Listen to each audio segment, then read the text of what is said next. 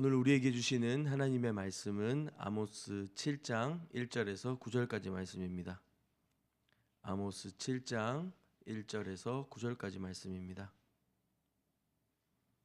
한 절씩 교독하겠습니다. 주 여호와께서 내게 보이신 것이 이러하니라.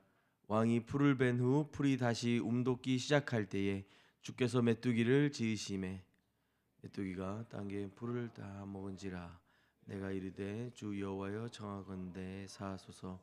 야곱이 미약하오니 어떻게 서리이까 하매 여호와께서 이에 대하여 뜻을 돌이키셨으므로 이것이 이루어지지 아니하리라. 여호와께서 말씀하셨느니라. 주 여호와께서 또 내게 보이신 것이 이러하니라.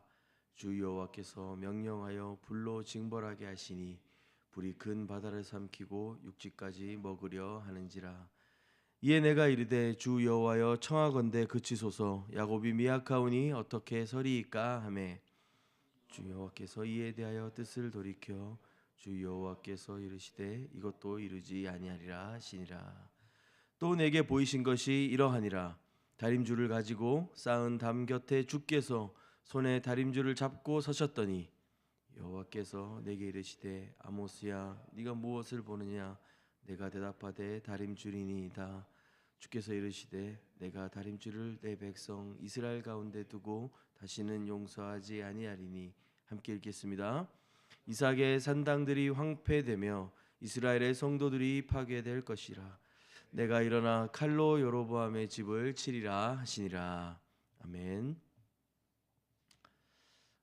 총 9장으로 구성되어 있는 아모스 중에 마지막 부분 7장에서 9장까지 말씀입니다. 5개의 환상이 나오는데 오늘 본문에 3개가 나오고 그 다음에 7장 후반절 내일 부분에 또 하나 더 등장하게 되고요. 9장까지 이어서 민족들이 다 망하게 될 것이라고 하는 환상을 받게 됩니다. 오늘 1절에서 9절까지 말씀 속에서는 3가지 환상인데요. 메뚜기 그리고 불, 다림줄 환상에 대해서 아모스가 말해주고 있습니다. 7장 1절에서 2절 말씀을 먼저 보면 주 여호와께서 내게 보이신 것이 이러하니라. 왕이 풀을 벤 후 풀이 다시 움돋기 시작할 때에 주께서 메뚜기를 지으심에 메뚜기가 땅의 풀을 다 먹은지라 라고 했습니다. 메뚜기 때 재앙인데요. 항상 농사 그리고 그들의 풍요와 번영들에 임하는 심판을 의미합니다. 왕이 풀을 벤 후 풀이 다시 움돋기 시작할 때라고 했는데요. 아마도 늦게 뿌린 작물을 가리키는, 그러니까 늦게 뿌린 작물들을 소출들을 거둘 때 그때 모습을 그리고 있는 것 같습니다. 늦은 봄에 비로 그렇게 결실을 맺는 논밭에 메뚜기 때가 임하는 것이죠. 이 부분을 세번역 성경에서는 곧 왕에게 바치는 곡식을 거두고 나서 다시 두 번째 뿌린 씨가 움돋을 때이다라고 번역합니다. 물론 하나님의 심판 계획이 지금 북이스라엘에게 임박했음을 보여줍니다. 하나님이 메뚜기를 지으시고 계시거든요. 그 메뚜기가 임하는 시기가 그 늦게 뿌린 작물은 이제 싹을 틔우고 먼저 뿌린 작물은 추수해야 할 때임을 보아 메뚜기로 인해 이 농사에 임하는 재앙은 아마도 치명적이었을 것입니다. 왕이 풀을 벤 후에라고 되어 있는데 당시 왕에게는 백성들보다 먼저 추수할 특권이 있었습니다. 시편 72편에 보면 하나님이여 주의 판단력을 왕에게 주시고 주의 공의를 왕의 아들에게 주소서. 그가 주의 백성을 공의로 재판하며 주의 가난한 자를 정의로 재판하리니. 72장 6절 말씀인데요. 그는 벤 풀 위에 내리는 비같이 땅을 적시는 소낙비같이 내리리니 라고 했습니다. 그러니까 시편 말씀에 따르면 왕이 공의롭고 바르고 분별력 있게 나라를 통치할 때 왕이 추수한 후에 그 들과 밭에는 다시 비가 내리는 것처럼 이 백성들에게도 필요한 만큼 충분히 추수할 수 있게 된다라고 하는 것이죠. 그러나 반대로 그렇지 못할 때에는 왕은 그 자신의 특권을 이용해서 먼저 추수할 수는 있겠지만 백성들은 그 온 나라는 궁핍해질 것이다 라고 말해주는 것입니다. 왕이 지금 임하는 이 재앙의 원인임을 고발하고 있는 것이죠. 온 나라에 임하는 메뚜기 재앙은 당시의 그 왕의 통치와 그 왕으로 대변되는 그 나라의 굽어진 정의와 공의를 보여주는 증거이기도 합니다. 아모스에게 보인 첫 번째 환상, 이 메뚜기를 지으신 하나님. 이 환상은 말 그대로 이스라엘이 초토화될 것이다 라고 말하는 것이죠. 심지어 왕의 부당하고 또 하나님을 떠난 통치가 문제다 라고 말씀하고 있습니다. 그러니 논밭은 메뚜기 떼로 다 휩쓸려 가고 또 그것을 보호하고 돌봐야 될 왕의 통치가 없는 그 땅은 피할 곳이 없는 참담한 땅이 되는 것입니다. 당혹스러웠던 아모스는 아마 할 수 있는 것이 기도밖에 없었던 것 같습니다. 이어서 이렇게 간구합니다. 2절인데요. 내가 이르되 주 여호와여 청하건대 사하소서. 주 여호와여 청하건대 사하소서. 야곱이 미약하오니 어떻게 서리이까 하매. 지금 아모스는 이스라엘을 야곱으로 부르고 있습니다. 야곱은 어떤 사람입니까? 제게 있어서 적어도 야곱은 성경 인물들 중에 가장 뚜렷하게 연약하고 부실했던 사람으로 기억됩니다. 그러나 하나님의 은혜를 입어 하나님과 겨루어 이긴 자, 이스라엘이라고는 새로운 이름을 받은 사람으로도 기억되죠. 지금 아모스는 주님, 우린 너무나도 부족하고 미약합니다라고 기도하는 것입니다. 주 여호와여 청하건대 사하소서. 주님, 이 죄인을 용서하옵소서라고 간곡히 자신의 삶을 낮추며 또 이스라엘과 동질화 시키며 주님 앞에 그 용서를 구하고 있는 것입니다. 이때 사하소서라고 번역된 히브리어 단어는 성경에서 사용될 때 오직 하나님께서 죄인들을 용서할 때만 사용하시는 단어입니다. 아모스의 기도는 오늘 우리 시대의 교회와 신자들이 기억해야 할 기도이겠습니다. 하나님의 진노를 받을 사람들을 위해 하나님께 간절히 용서를 구하고 그 진노를 그치게 하도록 주님 앞에 간구하는 기도. 구약 선지자들의 고유한 부르심이었고 오늘 저와 여러분에게도 요청되는 기도일 것입니다. 소돔과 고모라를 향해 아브라함이 그렇게 기도했고 금송아지 사건 때 광야에서 시내산 평야에서 모세가 그렇게 기도했습니다. 미스바 전투 때 사무엘이 그렇게 기도했었습니다. 너희를 위하여 기도하기를 쉬는 죄를 여호와 앞에 결단코 범하지 아니하겠다라고 사무엘은 다짐하기도 했었습니다. 오늘 이 아모스의 기도 또한 이 참담하고 초토화되는 그 심판 앞에서 우리를 구원하실 수 있는 분은, 우리의 죄를 용서하실 수 있는 분은 오직 한 분 여호와이심을 알고 간구하는 기도입니다. 3절인데요. 여호와께서 이에 대하여 뜻을 돌이키셨으므로 이것이 이루어지지 아니하리라 여호와께서 말씀하셨느니라. 모세의 기도에 여호와께서 응답하셨던 것처럼 하나님께서는 지금 아모스의 기도를 통해 뜻을 돌이키시겠다고 말씀하십니다. 하지만 먼저 말씀드린 대로 이 재앙에 대한 환상은 여기가 끝이 아닙니다. 4절 5절 말씀인데요. 주 여호와께서 또 내게 보이신 것이 이러하니라. 주 여호와께서 명령하여 불로 징벌하게 하시니 불이 큰 바다를 삼키고 육지까지 먹으려 하는지라. 이에 내가 이르되 주 여호와여 청하건대 그치소서.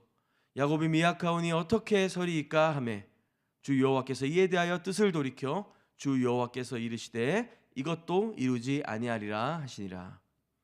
두 번째로 또 환상을 아모스에게 주십니다. 불로 징벌하시는 재앙이죠. 주께서 메뚜기를 지으셨던 것처럼 지금 불을 명령하여 내십니다. 불로 내신다는 의미시죠. 그렇게 불러내어 불로 주님 친히 징벌하십니다.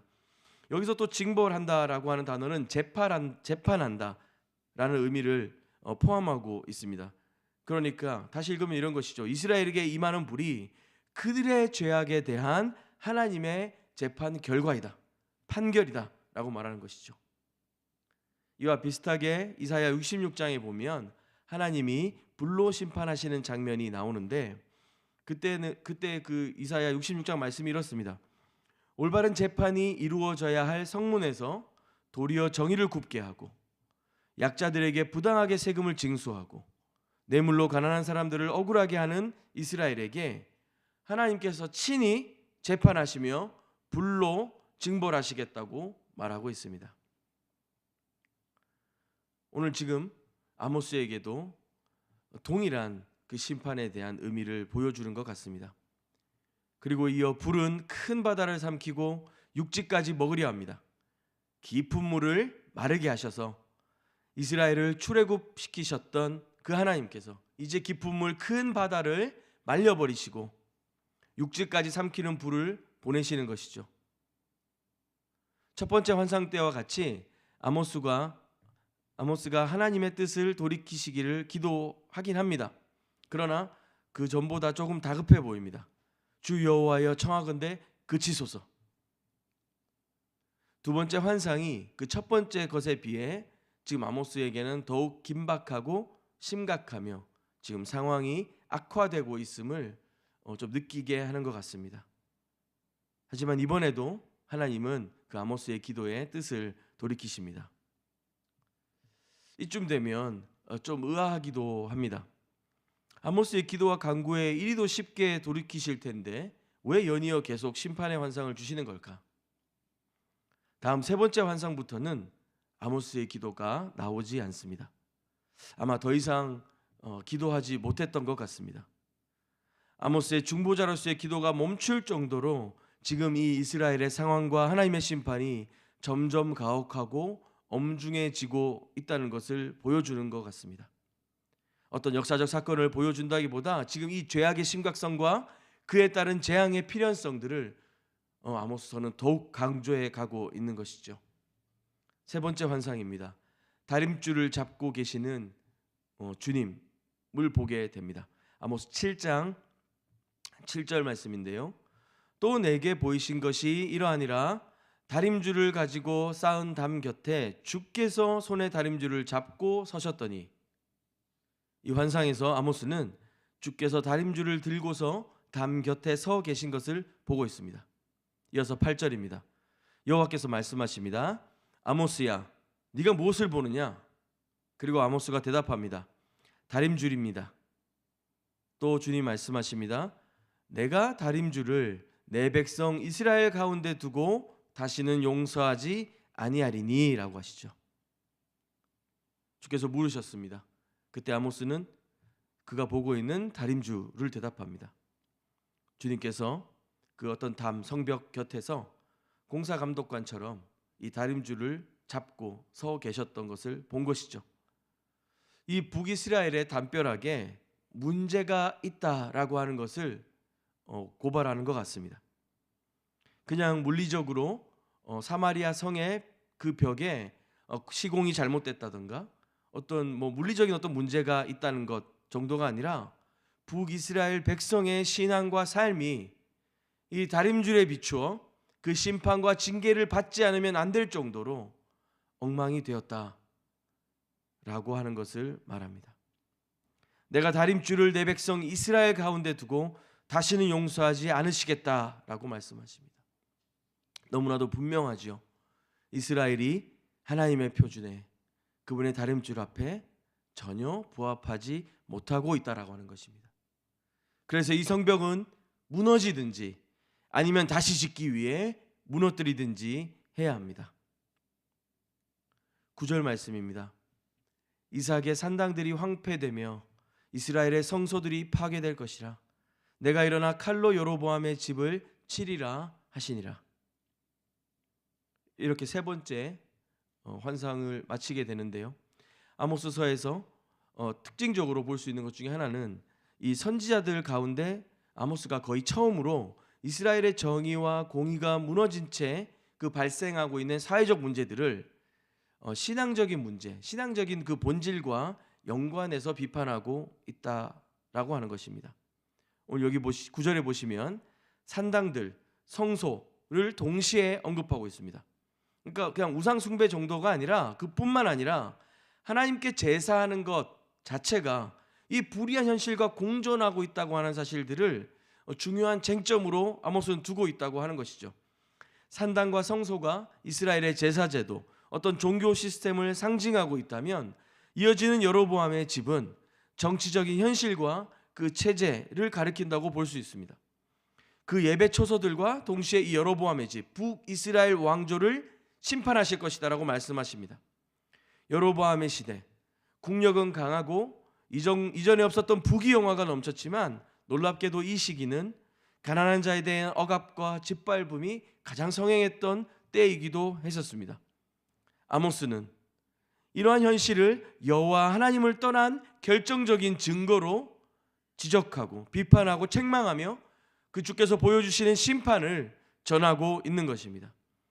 정작 이스라엘이 행해야 할 하나님이 인간에게 또 인류에게 사람에게 믿는 자들에게 요청하신 그 정의와 공의는 내던진 채 제사와 종교 행사에만 몰두하는 그들을 고발하고 폭로하고 계시는 것입니다. 아모스는 이제 그 중보하고 중재하던 기도를 드리는 대신 침묵을 지킵니다. 그리고 이번 환상에서는 심판 선고의 이유가 명확했죠. 이스라엘이 주께서 잡고 서신 그 다림줄 치수에 모자란다는 것입니다. 아모스는 이에 침묵합니다. 말씀을 마무리하겠습니다. 오늘 우리 시대의 교회와 저와 여러분의 모습을 좀 돌아보게 되는 것 같습니다. 아모스와 같이 하나님의 뜻을 돌이키시도록 간절히 기도하다가도 기도 한 줄 낼 수 없는 답답함이 가득한 요즘입니다. 절망적인 우리의 모습들이 폭로되고 고발될수록 우리는 그 심판 앞에 그것을 막아설 양심도 용기도 담대함도 잃어가는 것 같습니다. 그러나 우리 주 예수 그리스도께서는 모세, 아브라함, 아모스의 기도를 닮은 중보자이시고 그러나 그보다 영원하시며 궁극적이시며 완전하신 중보자가 되십니다. 도저히 그 십자가 사랑의 다림줄 앞에 그 아래 우리 그 누구도 온전히 설 수 없지만 우리를 대신하여 십자가에서 그 죄로 죽임을 당하시며 우리의 완전한 구원의 성벽이 되시는 그분을 바라보십시다. 이제 우리 다시 마음을 다잡고 이 땅을 향하여 그리스도와 함께 기도해야겠습니다. 하나님의 모든 진노를 한 몸에 받으시며 십자가에서 대속하신 우리 주 예수 그리스도를 바라보십시다. 예수께서 우리와 같이 되신 것처럼 우리도 우리 시대에 그리고 이 조국의 죄악과 아픔을 끌어안고 간절히 기도해야겠습니다. 또한 구부러진 정의와 깨어진 공의를 다시 일으켜 하나님 통치하시는 나라, 하나님 다스리시는 나라 되도록 우리의 삶을 돌이켜 믿음으로 살아가는 저와 여러분이 되었으면 좋겠습니다. 같이 기도하겠습니다. 오늘도 살아계셔서 우리와 함께 하시며 온 땅을 통치하시고 다스리시는 하나님 아버지, 그 주님의 놀라우신 그 은혜 앞에 섭니다. 주여, 우리의 언약하고 패역한 이 땅을 긍휼히 여겨주시고 그 주님의 다림줄 앞에 형편없이 무너진 우리의 삶이지만 다시 주님 의지하며 그리스도의 그 중보를 힘입어 믿음으로 나아갑니다. 우리의 간구와 기도와 우리의 삶의 현실들을 주께서 아시오니 들으시고 응답하여 주시옵소서. 주의 뜻대로 변화시켜 주시옵소서. 주의 뜻대로 회복시켜 주시옵소서. 우리 모든 마음을 모아 예수님의 이름으로 기도합니다. 아멘. 우리 함께 두 가지 기도로 주님 앞에 나아갈 텐데요.